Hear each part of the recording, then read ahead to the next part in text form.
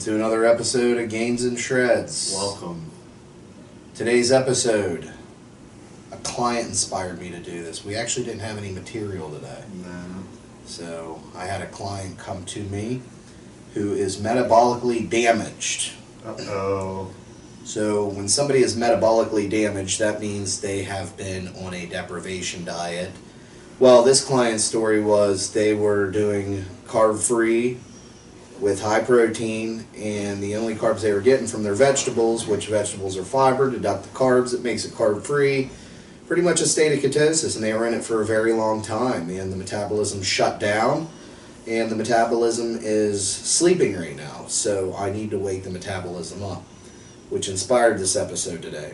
So when somebody is metabolically damaged, it doesn't matter what kind of diet you throw at them, it doesn't matter what you do, this metabolism is not waking up. The resolution to that, and everybody's jaws are going to drop, we are going to force feed this client. A lot of carbs. Lots of carbs. So what I like to do, it's a little approach that a good friend of mine taught me over the past couple days.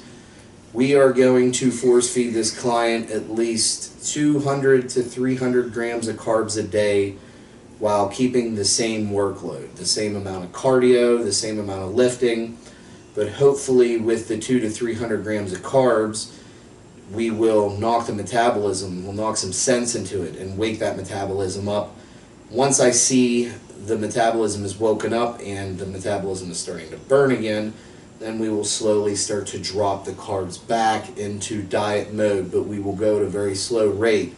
It's not like I'm going to say, okay, here's 200 to 300 grams of carbs, now we're going to go to zero. No, we're not going to do that.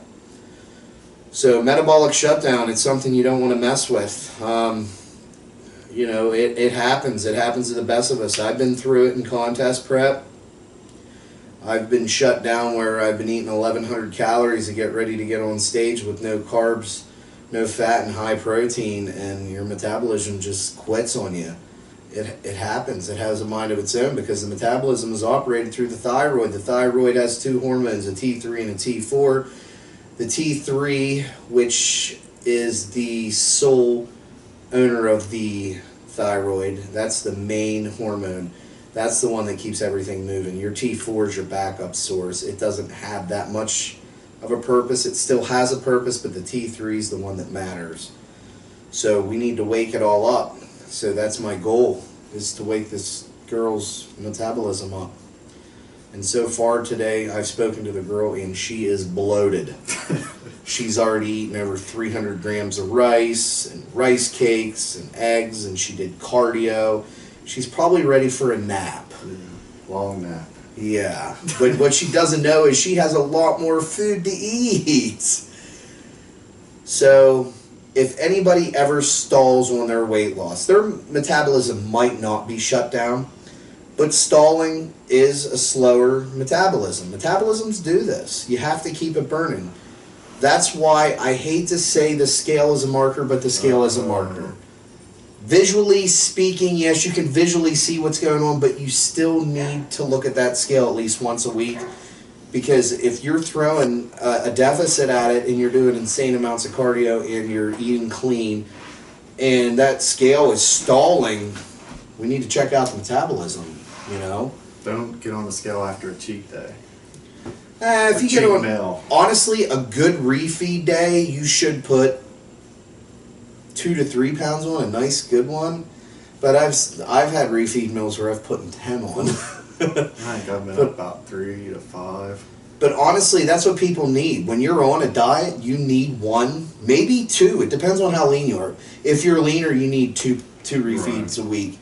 I pick the heaviest days of the week and go with that. So obviously leg day, you definitely want to refeed. I love sushi, but there's other options. You have Five Guys, you have pizza, steak dinners. Tilapia.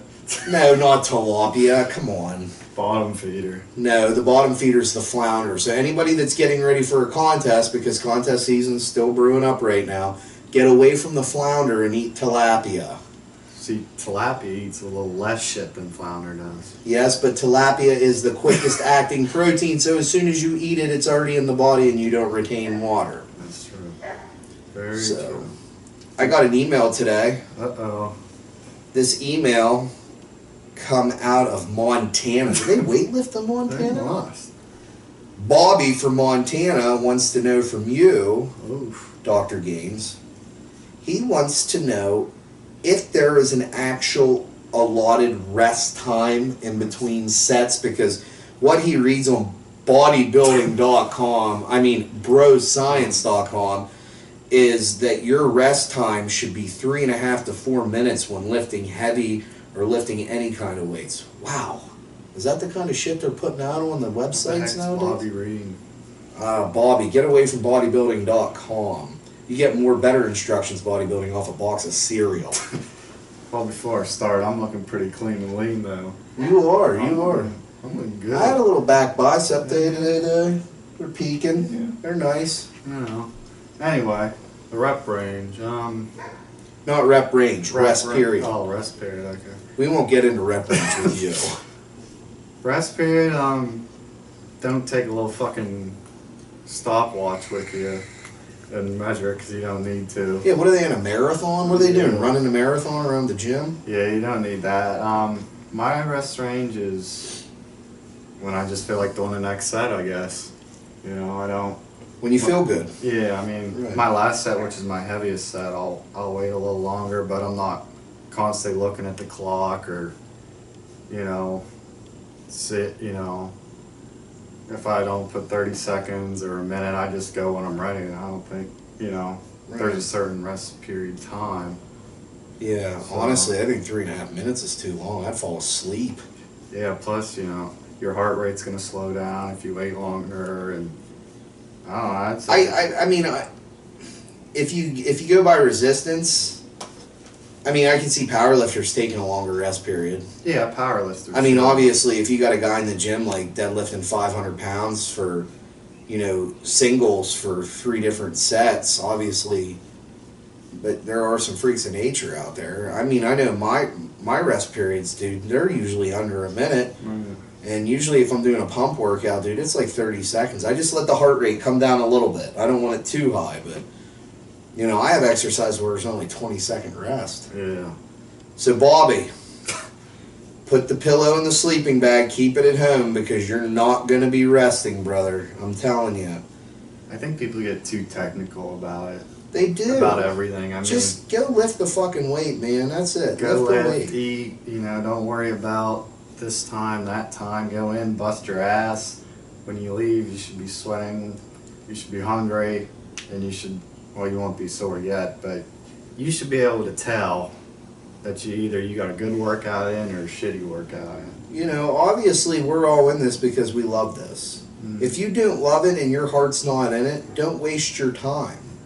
If you're going to go to the gym and take long rest periods and then after the gym think you achieved something and go feed your fat ass fried chicken. Chick-fil-A. Chick-fil-A, yeah, cheap pop there, but obviously you're not into this game, So no hate to you, Bobby, but, get in there, do your work.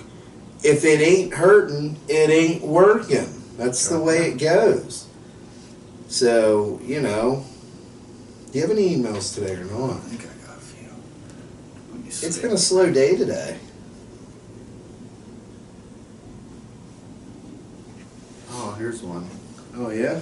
Dwayne Johnson. Can you believe Dwayne Johnson. The Rock is emailing Gains and Shreds. I mean, that's nationwide notoriety right there.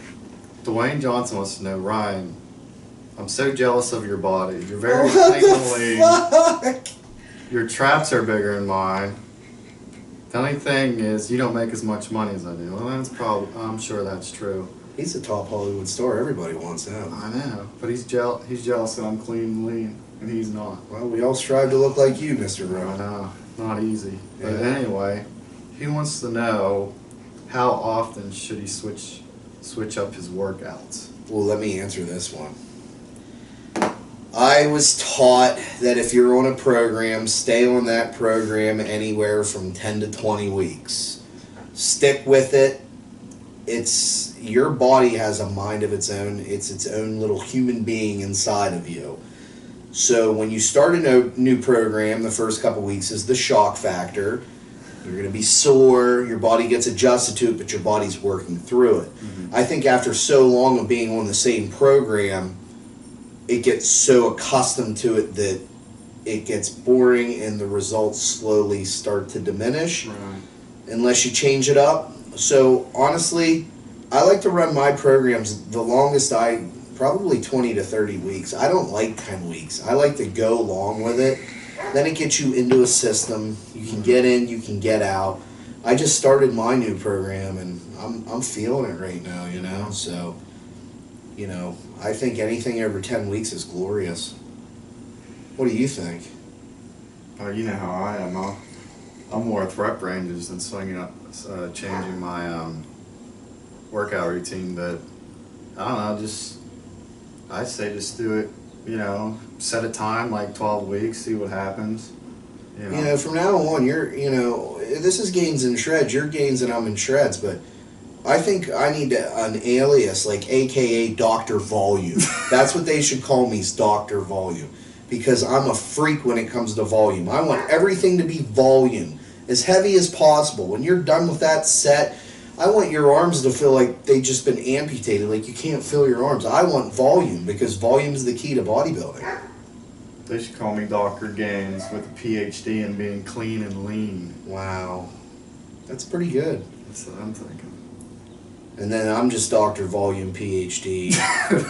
I have a PhD in bestiology. Ooh. Oh, I almost said bestiality. That would have been sick. Oof. But that's a wrap for today's show. Not too bad, guys. I mean, we're not going to lie. We're not going to bullshit you. We whipped this episode. We're trying to produce a weekly episode with you. But I hope you learned about your metabolism. So if you're weighing in and that weigh is stalled and you're doing everything correct and everything according to your plan, throw some refeeds in. Go get some fast food. Honestly, I'm not bullshitting you. Go down to your Burger King and grab a couple Whoppers and some fries. Eat the shit out of it. Do your workout and watch your weight drop. I promise you. They say I'm crazy for it, but the shit works. I have some notable coaches out there that will agree with me. I won't mention any names on camera, but you know, overfeed a little bit. Overfeed with clean food. I guarantee you'll wake that metabolism up and that scale will move. So until next time. Oh, by the way, guys, before we go, I want you to keep an eye out. There's going to be a new video popping up on YouTube here in the next few days. It is a 1 week in the life of me working out on my new program. In the off season, you'll see some of the preparation that goes into building size to get ready for a pro show. And honestly, too, my daughter is going to do a vlog on me next weekend. It's the day in the life of dieting with me. It's going to be really boring, guys. I'll try to put on my face before we do it because I look like shit in the mornings, but we'll do the best we can. So, peace out, guys. Stay clean and lean. Woo!